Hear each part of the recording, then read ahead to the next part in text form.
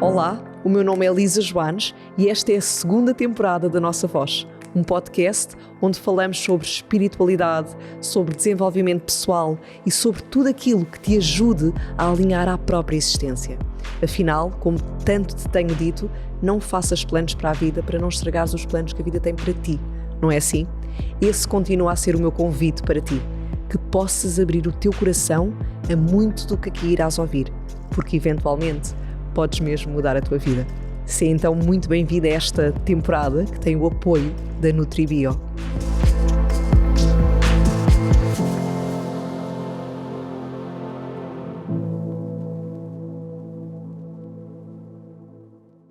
Olá, seja muito bem-vindo. Cá estamos nós em mais um episódio da segunda temporada e eu estou muito bem acompanhada com um convidado que eu gosto muito. Já o conheces do episódio número 20 da primeira temporada, já estou a dar aqui pistas, mas eu também já tive a honra de estar sentada ao lado dele em uma palestra fantástica que nos veio deixar ao Festival Arte e Consciência na Ericeira e tenho agora essa honra também de estar pela terceira vez a ouvir alguém que eu sinto que é um poço de sabedoria e realmente alguém que inspira por toda a pegada, por todo o percurso em termos de ser humano e também em termos profissionais. É realmente com muita honra que estou aqui na clínica Chegar Novo a Velho do Dr. Pinto Coelho, sentado ao seu lado. Lisa, muito obrigado. Eu saio daqui com o ego todo empinado. É sempre bom saber que há quem goste de nós. Uma sensação muito simpática e nunca é demais. Nós, por muito bem que estejamos instalados na nossa vida, neste caso a vida profissional, que é aquilo que conta, nunca é demais ouvir reforços positivos desta nossa atividade, porque sabe que... E é genuíno, pode ter a certeza. Isso é, sem dúvida, é totalmente genuíno. Quer dizer, logicamente, que o saber que eu tenho, eu não me canso de dizer, é muito estruturado no saber que me é transmitido pelas pessoas que eu atendo, pelas pessoas que eu de algum modo tento ajudar. Umas conseguirei melhor, outras conseguirei pior, mas é essas pessoas que me ensinam realmente a parte mais substantiva, a parte mais prática do meu conhecimento. Pois, logicamente, quem escreve, como eu tenho escrito nos últimos anos, e quem tem a atividade que eu tenho, tem que sempre estruturar o seu conhecimento também em referências bibliográficas, em evidências científicas sólidas, logicamente que sim também. Mas as pessoas esquecem-se que a parte prática é muito mais importante que a parte teórica. Sem dúvida.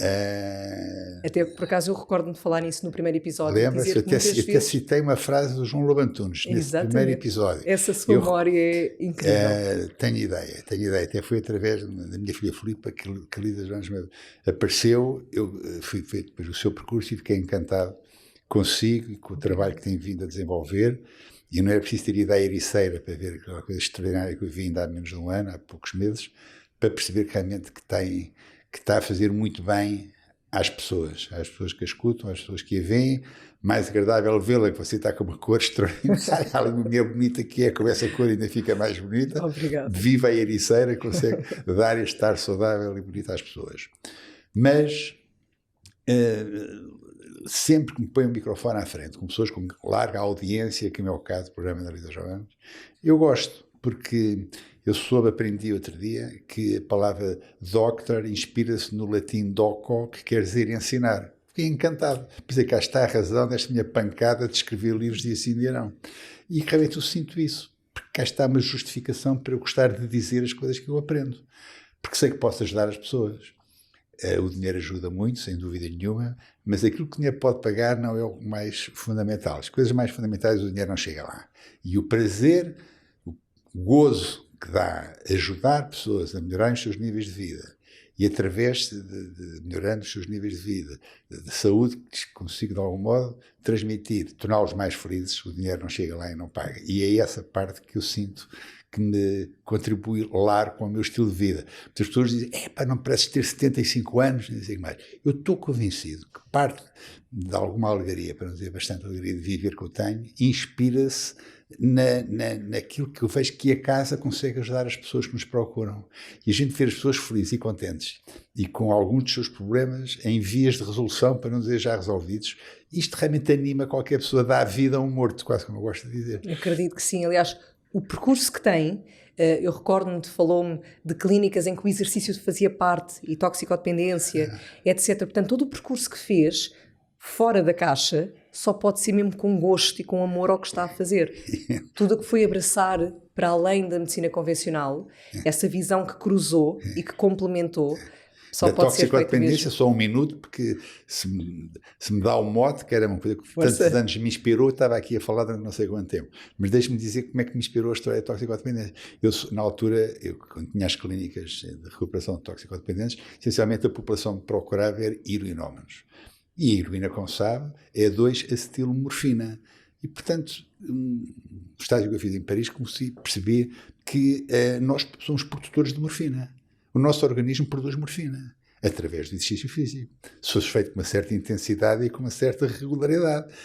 A gente sabe que as pessoas que fazem desporto, que fazem exercício com regularidade, são mais resistentes às situações que causam ansiedade e angústia, dor, ou não fosse a morfina, ansiolítica, antidepressiva, analgésica e euforizante. E, portanto, a ideia que eu fiz, que eu utilizei na minha prática, naquela altura em que ajudava toxicodependentes, era fazer com que os corpos deles, toxicodependentes e heroinodependentes, aprendessem a produzir morfina, em ordem a não precisar da morfina exterior, ficando dependentes da morfina interior. O que é que produz a morfina interior? O exercício físico. Sim. Por isso é que nas clínicas era aquilo que era, a pessoa desde que acordava até que aceitava, andava aos pinotes de manhã. É um medicamento natural. Um medicamento natural, endorfinas, morfinas endógenas.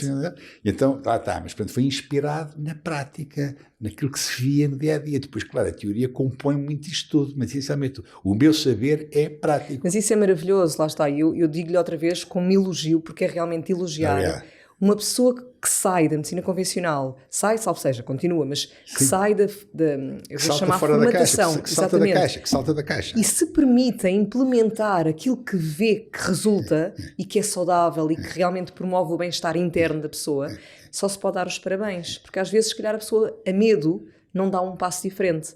E aqui o Dr. Manuel Pinto Coelho, efetivamente, caminhou bem. E enquanto os resultados forem os que forem, eu teimosamente vou andando pelos mesmos caminhos. Muito bom. Ontem na toxicodependência, hoje no envelhecimento saudável, healthy aging, mais normal e agradável a expressão do que anti-aging, que é logo irritante. A história do anti irrita logo, não é? Ser anti qualquer coisa. Exato. O healthy aging, o envelhecimento saudável, é mais agradável. Eu estou a ver aí que me tem esse frasco aqui na mão. A vitamina D3 da Thomas Vit, que é a marca que também me está aqui a ajudar a levar estes conteúdos às pessoas. Portanto, obrigada também aqui à marca. E, como sei que fala tanto da vitamina D e do seu contributo para a saúde, esta é uma oferta e quero mesmo que seja como um mote de arranque. Muito obrigado. Fale-nos da vitamina D. E já agora, para ti que és ouvinte da nossa voz, já sabes que beneficias de um código de desconto, que eu vou colocar aqui, LISA15. Basta ires ao site da Thomas Vit, que também coloco aqui, e acederes rapidamente. Tanto nesta vitamina D como qualquer outro produto que esteja nesse site. Tenho coisas para dizer, não vou dizer que já toda a gente sabe, que o sol faz-nos mais bem que mal, o sol, a radiação ultravioleta B, que infelizmente é a mais reduzida de todo o espectro de ultravioleta do espectro solar, a principal é a UVA, que é aquela que faz mal à pele, e portanto se a pessoa se apanhar sol de uma maneira desregrada, arrisca ter um problema sério na pele, mas a parte da UVB, que é a parte menor quantidade, sintetiza, se bater na pele, com determinado critério, em determinadas horas, sem a pele estar encharcada em protetor solar, sintetiza a vitamina D. A Lisa, se calhar, não sabe, e as pessoas que nos escutam no seu notável programa, se calhar também não sabem, muitas delas, que 1 miligrama de vitamina D equivale a 40 mil unidades internacionais. Se calhar não sabe que 2 miligramas, que é uma coisa inexistente, não é? 2 gramas, enfim, mas 2 miligramas não existe, são 80 mil unidades internacionais. O que é que ele quer dizer? Quer dizer que se todos nós tivéssemos, na análise que mede a vitamina D, chamada 25-HD, para cima de 80 nanogramas por mililitro, o que normalmente se atinge com 10 a 20 mil unidades internacionais, ou seja, 1 a 2 miligramas por dia, eu não lhe vou dizer que ninguém ficaria doente. Caramba, não era só a ordem dos médicos que não iria achar graça. Toda a gente não era, porque não é realmente verdade. Mas bem mais complicada de ser. Bem mais complicada de ser. Porquê? Porque a vitamina D é o principal marcador do sistema imunitário. marcador barra regulador do sistema imunitário. Eu refiro-me à imunidade natural, à imunidade inespecífica, aquela que não é mensurável. A que é mensurável é a específica, aquela das vacinas. Esta não é mensurável. Contudo, tem na vitamina D um marcador barra regulador notável, o seu principal marcador. Se todos nós tivéssemos vitamina D acima de 80 nanogramas por mililitro, tínhamos uma imunidade natural fortíssima, capaz de ganhar no braço de ferro com todo e qualquer micro-organismo que quisesse entrar. Vírus, protozoário, bactéria, fungo, o que seja. As pessoas não sabem, muitas delas, não sabem porque não pensam. Porque se pensassem, sabiam. Vai lembrar o Edgar Morin, que ainda há pouco tempo esteve aqui entre nós, que diz que os problemas deste mundo não são de natureza cultural, social, económica e financeira, são por ausência de pensamento, dizia o brilhante Edgar Morin. As pessoas não pensam sequer, não sabem, que se tivermos, não é preciso ser agricultor ou lavrador, para se perceber que o terreno importa mais que aquilo que lá há terra, que a semente que lá há terra. Se o terreno não quiser, a semente, por características mais extraordinárias que tenha, chame-se Covid, Joaquim ou Anastácia, não chateia, não provoca doença, não germina. O terreno é que é pilar, é básico, o terreno. Quantas vezes é que a Lisa ouviu falar, na altura em que o Covid estava aí aceso, né? Março de 2020 até há poucos meses atrás, quantas vezes é que viu na televisão, nos programas de grande audiência, pessoas a falar do sistema imunitário, pessoas a falar do terreno? Sem dúvida. Só ouvia falar virologistas e imunologistas, toda a gente tinha coisas para dizer, só que ninguém dizia aquilo que interessava. Mas eu, por acaso, tive a sorte, não vou chamar de sorte, a benesse de segui-lo assim e ter ouvido em pleno Covid falar da vitamina D, da vitamina C Lisa, e etc. Lisa, em maio de 2020, eu digo isto com alguma vaidade, perdoem, nós sabemos que ridículo que é ser vaidoso, mas de vez em quando é difícil escapar. E eu aqui não resisto e lá vou eu atrás.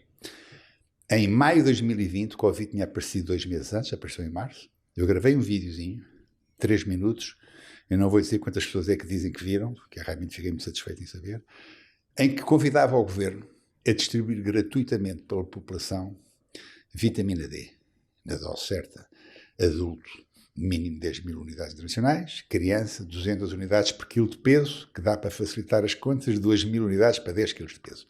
Se distribuísse, dizia eu na altura, se o governo distribuísse pela população portuguesa, pelos cerca de 10 milhões de portugueses, de norte a sul, vitamina D, eu disse na altura, maio de 2020, que poderiam ter a certeza absoluta que o dano provocado por aquele vírus acabadinho de aparecer, chamado Covid-19, era muito menor, muito inferior. Hoje, passados 3 anos, digo e repito, se toda a gente tivesse níveis adequados, ajustados de vitamina D, o dano tinha sido bem inferior àquilo que foi, e águas passadas não movem moinhos, ensinamento que nos pode ser útil agora. A vida é essencialmente presente e futuro, o passado é para a gente aprender e para, com o que aprendeu no passado, melhorar o presente e futuro. Se todos que me escutam, Self-Podcast da Lisa Joanes, se perceberem que se tiverem níveis de vitamina D numa análise que se deve pedir 2 vezes por ano, chamada 25-HD, acima de 80 nanogramas por mililitro, tomem a vitamina D necessária até chegar a esse ponto. Há pessoas com 10.000 unidades vão lá, há outras pessoas com 5.000 vão lá, há pessoas que só com 20.000 é que conseguem lá ir, porque para a absorção da vitamina D há determinados condicionalismos. A pele tem que ter colesterol suficiente, a pele tem que ter níveis de magnésio suficientes. Se não tiver colesterol e magnésio, por muita vitamina D que a pessoa tome, ela não se torna biodisponível, não passa para o sangue e a pessoa não apanha os seus benefícios. Porque é lipossolúvel. É lipossolúvel, precisa da boleia de uma gordura, juntamente com a vitamina A, E e K, que são outras vitaminas lipossolúveis. Precisam de apanhar a boleia de uma gordura para se mexer, senão não consegue. É a mesma coisa com a testosterona, com essa HBG. Sem essa proteína, a testosterona também não consegue sair do mesmo sítio. Mas, enfim, sabendo isto e se tomar realmente nessas proporções, e por isso é que se tem que fazer a análise, porque nem todas as pessoas com a mesma quantidade de vitamina D conseguem atingir os mesmos patamares, mas fazendo 2 vezes por ano. E se a pessoa tiver essa ideia, essa persistência, esse conhecimento e o puser em prática, de atingir os tais 80 nanogramas por mililitro, eu tenho a minha a 127 nanogramas por mililitro. A Lisa vai a um laboratório de análise, qualquer que ele seja, e vê toxicidade acima de 100. Não é verdade. Não é verdade. Os grandes pensadores e pesquisadores de vitamina D dizem completamente diferente. Michael Hawley diz que é a partir de 150, Cícero Coimbra diz que é a partir de 240, Lair Ribeiro diz que é a partir de 300. Mas, enfim, é dúbio a quantidade certa. O que eu posso garantir é que a partir de 80, com 80 normas por litro, Lisa, recuperando o que disse há pouco, eu não vou dizer que ninguém pode ficar doente, mas digo e repito que tem muito menos probabilidades de adoecer. Vitamina D como principal regulador do sistema imunitário. Muito bom. Isto que também interessa, lá está, na perspectiva de fortalecer o terreno, na perspectiva de termos um terreno forte, em sentido figurado, com músculo, para ganhar no braço de ferro com quem queira incomodar, era bem mais interessante termos aproveitado aquela oportunidade do Covid, que é os 2 anos, março de 2020, por aí fora, para fazer o trabalho de casa, para perceber isto que eu acabei de dizer, que o terreno importa mais que a semente que lá cai, utilizando estratégias para melhorar, realmente para dar mais saúde ao terreno, não é só apanhar sol ou tomar a vitamina D pela boca, há outras estratégias para melhorar o sistema imunitário, claro, como sabe, exercício físico, somos o todo, lá está. Saber lidar com o stress, saber dormir como deve ser, o stress, portanto, com o seu cortisol, chamada hormona do stress, deprime o sistema imunitário, saber eliminar os metais pesados, enfim. E outras minerais, oligoelementos antioxidantes, que também, com a vitamina D, ajudam a estimular o sistema imunitário. O zinco, a vitamina A, o selênio, as vitaminas de complexo B, por aí fora, enfim. Mas, lá está, perdeu-se uma oportunidade fantástica para ensinar as pessoas a estarem em casa, fazendo o TPC, para não estarem então com o Covid. Depois é o não sei o quê, depois é o Omicron, depois é o Beta. E o mundo, e Portugal não foge à regra, ainda continua muito obcecado com aquilo que existiu ou que ainda há de vir aí. Agora vem outro vírus que vai pôr todas as pessoas outra vez em casa, em confinamento, e não se É verdade. fala. Estamos sempre a sintonizar-nos com o que na verdade não interessa, porque venha ou não venha, a Deus pertence, não é? O que é que nós podemos fazer? O que nós podemos fazer é, como dizia Edgar Morin, quando se citou, é pensar. Ter o pensamento crítico. Pensar. Sair da ignorância.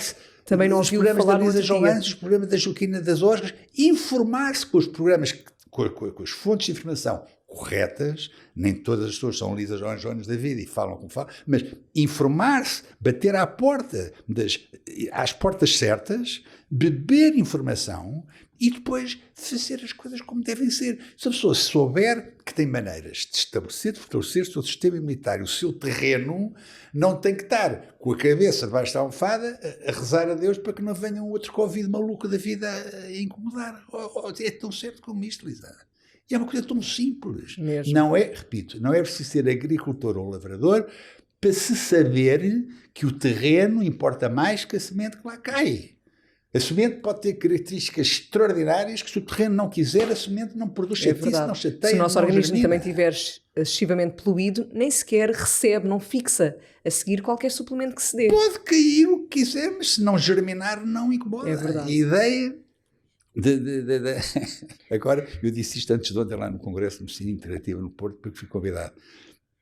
Era uma honra de fazer a palestra de abertura, logo a seguir lá em Ribeiro, e eu tive a oportunidade de dizer, se as pessoas se soubessem, de facto, que simples que é, meia dúzia de alterações ao estilo de vida, e até lhe disse, faz congressos de tudo e mais alguma coisa. Ninguém fez, eu não posso cruzar os braços, dizem para não cruzar os braços. Na vida apetece imenso. Se fizesse um congresso em que se discutisse e se estudasse o estilo de vida... É verdade. É verdade. As pessoas até já sabem, já ouvem de Congresso de estilo de vida, primeiro congresso mundial de estilo de vida. É que era uma coisa se aplicam, não é? Porquê é que isto não apareceu ainda? Porquê é que não, a Lisa nunca ouviu falar de congresso de vida? Porque quem organiza normalmente os congressos, quem são? São os grandes multinacionais, os grandes grupos farmacêuticos. Um congresso sobre estilo de vida eram hora-bolas para qualquer grupo farmacêutico. Sabe que, em princípio, iria vender muito menos remédios do que antes da realização do dito congresso, porque a pessoa com o congresso, sabendo o que fazer para melhorar o seu estilo de vida, melhorando o seu sistema imunitário, ficaria muito menos dependente do paradigma ainda atual, que é uma maleta, um comprimido. Hoje as pessoas ficam à espera de ficarem doentes para ir ao médico, para o médico dar o comprimido tipo na boca abaixo. E desgraçado do médico, que esteja ali 10 minutos com o doente e que não passe, e que não passe a receita. O médico, o malandro, nem sequer uma receitinha me passou. Estive eu ali a perder tempo, inscrevo-me há não sei quanto tempo para arranjar a consulta, vou à consulta e imagina bem um malandro, nem uma receitinha me passou. É verdade, o que também acarreta aqui um peso muito grande ao profissional de saúde, porque a própria pessoa, não vou chamar paciente, já me ensinou na primeira vez que falou comigo, a própria pessoa já tem essa expectativa. Tal é o nosso chip mental instalado. De tal maneira, o paradigma, uma doença, um comprimido está instalado em nós. Verdade. E a Lisa sabe como é que esse paradigma está instalado em nós.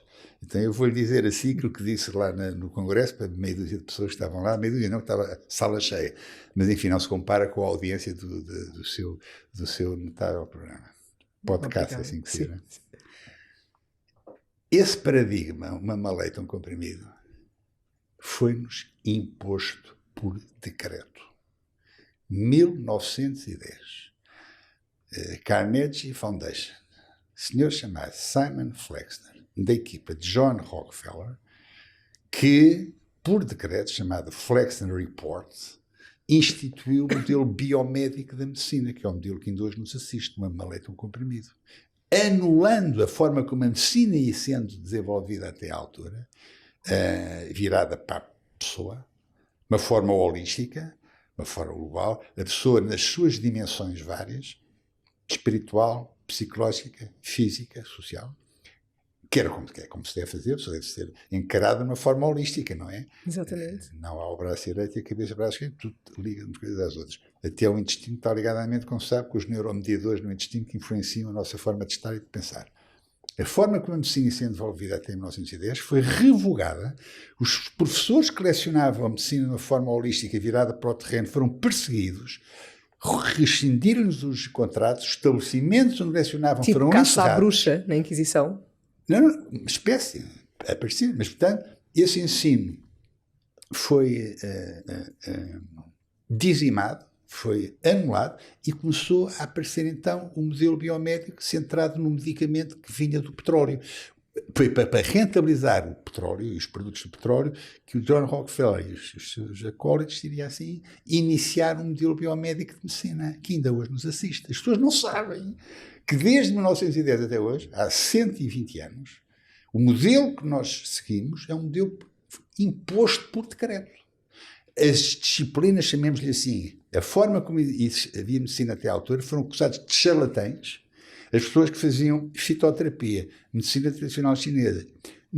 Os nutriterapeutas foram perseguidos como os osteopatas, os quiropratas, tudo quanto era técnicos, técnicos de saúde que lecionavam virados para o corpo, foram escorraçados, chamados de charlatães, perseguidos, os estabelecimentos encerrados. E não fazia a menor ideia dessa componente e ainda mais, não vou dizer assustador, mas realmente um abre-olhos, perceber que a indústria do petróleo estava por detrás também. Unicamente. Foi ela, foi a indústria. John Rockefeller, que eu apresentei um vídeo de 1 minuto e 30 segundos, em inglês, um vídeo norte-americano, em que explica tudo isto com uma clareza enorme. Portanto, não é o maluco de Manuel Pinto Coelho em Portugal que agora começasse a resolver, dizer coisas. Não, a gente sabe, isto aconteceu, é um facto, não é? Ideias discutem, os factos aceitam. Se aconteceu, foi assim, toda a gente sabe, não. Infelizmente, muito pouca gente sabe. E, portanto, aquilo que eu fiz nesse congresso, na minha apresentação, dia 1, feriado, sexta-feira, foi exatamente abrir os olhos das pessoas e dar-lhes informação. Lisa, o que é que o seu programa faz se não dar informação? Exatamente. Não é, Se qualquer hoje vai a um motor de busca e tem informação que é... E esperamos que agora as pessoas realmente usem esta informação com mestria. Estimular a parte racional de todos nós temos uma parte racional e uma parte menos racional. Estimular a parte racional de todos nós para esta factualidade. Porque nós embarcamos num modelo que ainda hoje nos assiste, que foi imposto por um homem desejoso de ganhar dinheiro. Por acaso achava que vinha do Galeno. Não, da coisa nenhuma. Coitado John do Galeno. Rockefeller, com o Galeno, coitado do Galeno.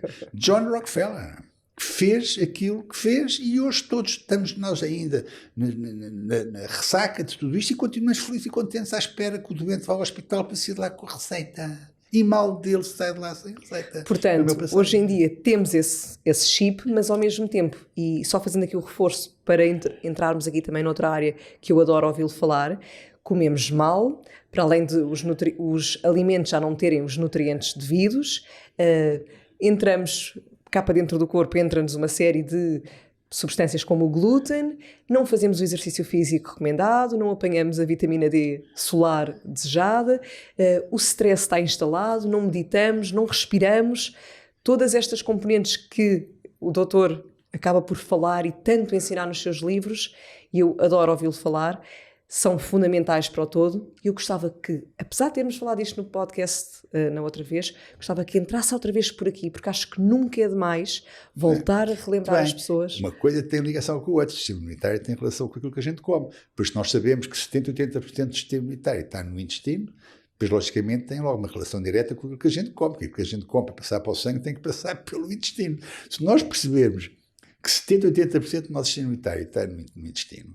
Então, o que é que temos que fazer? Temos que preservar a integridade do intestino, fazer com que ele esteja o minimamente inflamado já sempre, mas minimamente inflamado, e que esteja minimamente, o mínimo possível, permeável, que a sua membrana esteja o mais íntegra possível, evitando as soluções de continuidade da sua membrana, fazendo com que, através desses orifícios, passe para o sangue aquilo que a gente come, em vez de ficar parar abaixo sem paragens no meio, passe para o sangue, não é? Isso é que destrói a nossa imunidade.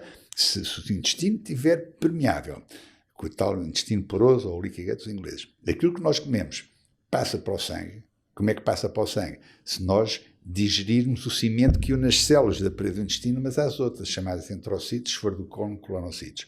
Se houver esses buracos, aquilo que a gente come, antes que acabe abaixo, como eu dizia, vai fazer companhia no sangue às plaquetas, glóbulos brancos e glóbulos vermelhos, obrigando o hospedeiro, que somos nós, a lutar contra aqueles corpos estranhos que resolveram aparecer sem mais nem menos no sangue, com uma reação de corpos estranhos, que está a dizer que todas as doenças autoimunes têm este racional por trás. Então, o que é possível fazer? O que é necessário fazer? Evitar os alimentos que provocam esse estrago na parede do intestino, que inflamam e que o tornam mais permeável, que são açúcar, os que têm cereais que têm glúten, os laticínios que têm caseína. A Lisa, repare que de há 10 mil anos para trás, portanto, isto tudo surge com a agricultura. Estes alimentos, estes 3 grupos de alimentos surgem com a agricultura. Mais propriamente o açúcar surge no século XVI, em que o nosso rei Dom Pedro foi para o Brasil plantar canas de açúcar. A partir daí o Brasil tornou-se o principal país produtor de açúcar e exportador também. Cereais e laticínios trouxe-nos à agricultura, então, cereais com o glúten, laticínios com a sua caseína, não é desgraçada, a lactose, coitadinha, não tem culpa nenhuma, a caseína é que esbraca o intestino e inflama, não é desgraçada da lactose, a lactose dá alergia e intolerância, enfim, calma aí, o estrago que os laticínios fazem é a caseína, não é a lactose, mas, portanto, há 10 mil anos para trás, antes da entrada da agricultura em cena, Lisa, a medicina praticamente não existia e havia muito menos doentes do que há hoje. Como? Pois é. A medicina praticamente não existia e havia muito menos doenças do que há hoje. Havia muito menos cancros, muito menos doenças autoimunes, muito menos doenças neurodegenerativas, muito menos as doenças do síndrome metabólico, obesidade, diabetes, hipertensão, hipercolesterolemia. Escrevi um livro há pouco tempo sobre diabetes, explicando como é que a pessoa pode reverter a diabetes em um mês. Isto tudo surge há 10 mil anos para cá com a entrada da agricultura. Antes disso não havia. E na altura Não havia nada branco, Lisa, não havia nada branco. E só fazer um parênteses, não se perca, temos aquela ideia pré-concebida que a escola nos passou, de que nessas alturas vivia-se muito poucos anos de vida.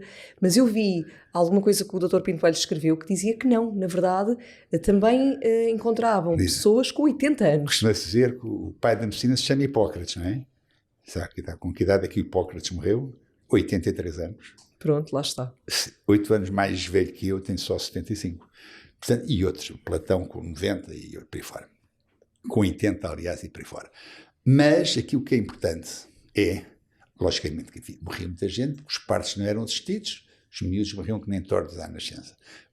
Fleming não tinha aparecido nenhum Fleming a descobrir a penicilina, e só aconteceu em 1928. Antes havia realmente A qualidade também de doenças, higiene, infecções, etc. havia um arranhão, tornava-se uma bactéria, septicemia, a pessoa morria porque não havia nenhum antibiótico, os antibióticos estavam vendidos como se sabe, e como tal não havia Fleming para descobrir, não havia penicilina, as pessoas morriam com septicémias e morriam bastante também. E depois os acidentes de caça, portanto não havia a medicina fantástica de urgência que há hoje. Nós somos dos melhores intensivistas do mundo, Lisa. Nós, médicos portugueses, somos dos melhores. Em serviço de urgência, eu devido que haja alguém que trate melhor um doente que um médico português. Situações de urgência. Não passa a expressão, não há pai para nós. Doenças crónicas, a coisa aí tem que ser mais pensada. E urge uma reflexão sobre a nossa posição médica, dos meus colegas, sobre a doença crónica. Há muita coisa ainda a fazer e que não tem sido feita como deve ser. E sabe porquê? Porque a principal cadeira que nos poderia ensinar a ajudar e para atenuar a frequência das doenças crónicas não nos é ensinada nas faculdades de medicina, que é a nutrição.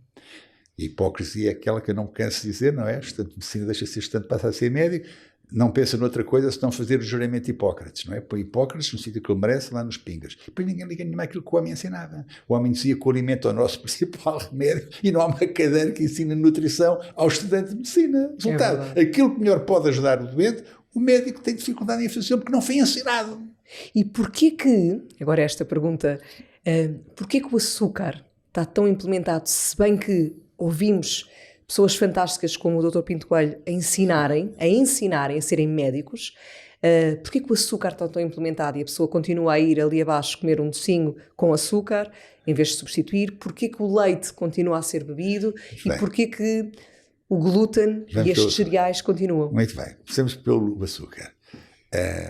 Imagina que o heroinómano tem uma grande apetência pela heroína, não é? Porquê? Porque a heroína, depois da morfina, tem lá uns centros no cérebro que recompensam, mais centros que recompensam o prazer que a heroína dá. Acontece exatamente o mesmo com o açúcar. Os centros que recompensam o açúcar são iguais. Os centros que compensam a gliadina, que é uma das proteínas do glúten, está no cérebro também. As pessoas que estão habituadas a comer pão, que estão habituadas a comer o seu croissant, a comer o seu bolo, e têm, principalmente o pão, têm uma dificuldade tremenda de comer pão, é porque a gliadina, aquela proteína que faz parte, que juntamente com a glutamina e muitas chamadas zonulina, fazem parte do glúten que o pão a maioria das vezes tem. Há pão sem glúten, mas é uma raridade o pão sem glúten. Essa gliadina, portanto, esse trigo que tem gliadina, zonulina e glutamina, é recompensado no cérebro pelos mesmos centros que recompensam a heroína. Portanto, daí a dependência que as pessoas têm ao pão e tudo quanto seja esse... Pessoas lá em casa escutem com atenção. Como tal, se desde miúdos, portanto, o açúcar dá essa dependência, se nós conseguirmos. Açúcar é um mau hidrato de carbono, com vazio de valor energético, como sabe. Se nós, adultos, se não tomarmos a decisão de virar a página e recompensar quem lá temos em casa, a miudagem que lá temos em casa. Eu digo que temos em casa, eu com a minha idade de 75 devia ter lá netos, mas tenho 2 filhos, um com 5, outro com 7 anos, completamente contra o que é tradicional, mas é o que acontece. Se eu recompensasse as minhas filhas... Eu chegar novo a velho. E a prova também. Enfim, tento fazer algum trabalho de casa, também. Mas se recompensar as miúdas por qualquer coisa bem que elas façam, com o bombom, com o chocolate, com a bala, eu estou a pedir chuva, estou a pedir que a miúda fique agarrada àquilo e depois mais tarde não consiga deixar aquela história. Depois não posso queixar que ela fique gorda e que fique doente. Gordo ou magro, quer lá saber. Você tem que estar bem na pele. Mas que fique doente, que é aquilo que eu não quero que a pessoa fique doente. E a doença tem essencialmente a ver com inflamação e resistência à insulina. Lisa, todas as doenças, praticamente todas, não todas, mas praticamente todas as doenças que nós temos, têm um denominador comum: inflamação / resistência à insulina. Inflamação dá resistência à insulina dá inflamação. É aquilo que eu não me canso de dizer nos meus livros. Se nós combatermos a resistência à insulina e a inflamação, é complicado ficarmos doentes. Com dose certa de vitamina D, então, é muito mais complicado ficar... E neste último livro, de como combater a diabetes... Eu digo que em um mês podemos tratar a diabetes, podemos reverter a diabetes. A expressão "eu tive diabetes" pode ser uma expressão que entra no nosso léxico. Na verdade, o sistema que a medicina convencional encontrou de estar sempre a colocar insulina para dentro não reverte a doença. É pior, pois, assim a pessoa tem mais dificuldade de produzir tratar o mínimo a doença. Que podia... Mas repare, como eu disse, o ensinamento que pode ser dado, é que eu tento transmitir no meu livro, tenta de algum modo preencher o vazio grande que há nos programas académicos das faculdades de medicina, que é a ausência dessa cadeira de nutrição, que podia explicar como é que estas coisas funcionam. Vou dar assim um exemplo para não abreviar uma coisa que é complicada e importante mais para se poder abreviar em meia dúzia de minutos. O que a medicina clássica faz, a medicina clássica que eu pertenço, calma aí, não é? Eu licenciei-me em 72. Eu faço medicina há 51 anos. Portanto, a medicina que eu faço é a medicina clássica. Agora, saltei um pouco fora da caixa e complemento o meu ensinamento adquirido na faculdade com outras ideias, sustentado na minha prática clínica e a pesquisa bibliográfica aturada que eu tento fazer também. Se nós deixássemos de preocupar, nós, médicos, no corpo, mesmo meus colegas, aqui eu pertenço, deixássemos de preocupar com a consequência, e se fôssemos à causa e fôssemos à raiz, o que é que fazíamos? Deixávamos de funcionar. O nosso objetivo é ir buscar o açúcar que se acumulou no sangue e com antidiabético oral ou insulina, baixá-lo. Tentámos perceber porque é que o açúcar está no sangue e não conseguiu entrar dentro da célula. Tentámos combater a resistência à insulina, que foi aquilo que fez com que o açúcar chegasse à célula, batesse na porta e tivesse que voltar para trás. Não tivesse a chavinha para entrar. Perdão? Não tivesse a chave para abrir a fechadura, com certeza, não é? E entrar. Com certeza, por isso, se nós conseguíssemos que a insulina que o pâncreas produz, que seja necessária e suficiente para ir ao sangue buscar o açúcar que lá está e transportá-lo para lá para dentro da célula, não havia diabetes para ninguém. Então, como é que se resolve o problema da diabetes? Não ir à consequência com antidiabéticos orais e insulina. É fazer com que o açúcar passe de novo a entrar dentro da célula. Como é que nós conseguimos que o açúcar passe de novo a entrar dentro da célula? Limitando a necessidade do pâncreas de produzir insulina. Como é que se limita a produção de insulina pelo pâncreas? Dando menos trabalho. Como é que se dá menos trabalho? Comendo menos hidratos de carbono. Só comer menos hidratos de carbono, o diabético tipo 2 não comia mais que 25 gramas de hidrato de carbono por dia, que é aquilo que faz com que o pâncreas fique aliviado e pense, caramba, até que enfim que esta gente tem piedade de mim e não obriga a trabalhar tanto. Resolve-se a diabetes tipo 2 em um mês. A análise que nos mede a resistência à insulina é uma análise que ainda não pertence ao léxico do médico comum, que é uma análise chamada HOMA, que é uma análise que nos mede exatamente a resistência à insulina. Se ela está para cima de 1,95, a pessoa que tem resistência à insulina instalada, se tem para baixo de 1,95, não. Antes da pessoa ser diabética, ou mesmo antes da pessoa ser pré-diabética, já o pâncreas manda sinais, para quem os queira escutar, fazendo a análise, ficava a conhecê-los, manda sinais da sua dificuldade. Eu estou aflito, por amor de Deus, poupem-me, porque daqui a bocadinho já não consigo, e não consigo meter para cá para dentro da célula, o açúcar que me bate à porta, e eu não tenho outra solução senão bater na parede e voltar para trás a acumular-se a pessoa ficar diabética. Antes ele lançou o aviso. E esse aviso era perfeitamente escutável se a pessoa fizesse a análise e tivesse lá escrito preto no branco essa dificuldade do pâncreas. Bem, isso é lindo, lá está, isto é pensar, isto é mesmo pensar, não é? É conhecimento, é pensamento, é conhecimento, pensamento, conhecimento. Os problemas do mundo derivam de realmente uma coisa, primeiro que tudo, as pessoas não pensam e depois não têm o conhecimento que deviam ter. Dr. Manuel Pinto Coelho, eu não lhe tomo mais tempo, mas eu estou fascinada aqui a ouvir e tenho a certeza que as pessoas também, e há tanto mais que se pode retirar, salvo seja, não retirando nada, mas do que sabe, que é realmente uma bênção o que pode nos trazer, não é? O que nos traz. Deus lhe dê saúde para continuar a ter essa paciência da vida e meio de pessoas que entendem que podem ajudar a sua larga audiência. Mas saiba que, não sou só eu a falar assim com você, o prazer que dá dizer, fazer com que as pessoas vão ao encontro de meia dúzia de conhecimentos e de ideias, em ordem elas depois estruturarem o seu pensamento de maneira diferente e dessa forma poderem ajudá-las a ser mais felizes, por mais saudáveis, não tem limite. Enquanto eu supero e sentir que tenho coisas para dizer, hei de continuar a dizer. Obrigada. Nos últimos 4 anos escrevi 5 livros. Já tenho um na cabeça para o ano. Muito bom, muito bom. E aqui eu só posso dizer obrigada por trazer a sua voz à nossa voz. Obrigado por me ouvir, porque eu posso ter muitas ideias, mas se ninguém me quiser ouvir, ninguém sabe aquilo que eu penso. Portanto, obrigado, Lisa. E eu tenho a certeza que o meu público também o adora ouvir. Os feedbacks foram fantásticos na outra vez. Para terminar, uma última mensagem que gostasse de dizer, que eventualmente ainda não tenha dito e que não tenhamos ido por aí, no caminho deste episódio. Olha, tenho na minha secretária, ali, uns metrozinhos ali ao lado, uma frase que gosto tanto dela que está na minha secretária, só não estava na minha secretária, que é uma frase do Albert Einstein, que diz assim: search of dizer em português, a medida da inteligência é a capacidade de mudança. The measure of intelligence is the ability to change. The measure of intelligence is the ability to change. A pessoa que pensa que sabe tudo, essa pessoa não vai longe. Se a pessoa pensar que o conhecimento está sempre em evolução e que se a pessoa tiver capacidade para a mudança, a começar dentro de si próprio, ao perceber que está a ir mal, numa circunstância ou noutra, e o mundo pulava e avançava, como dizia o poeta. Isso não tenho dúvida nenhuma. Tenho a certeza também. Muito obrigada.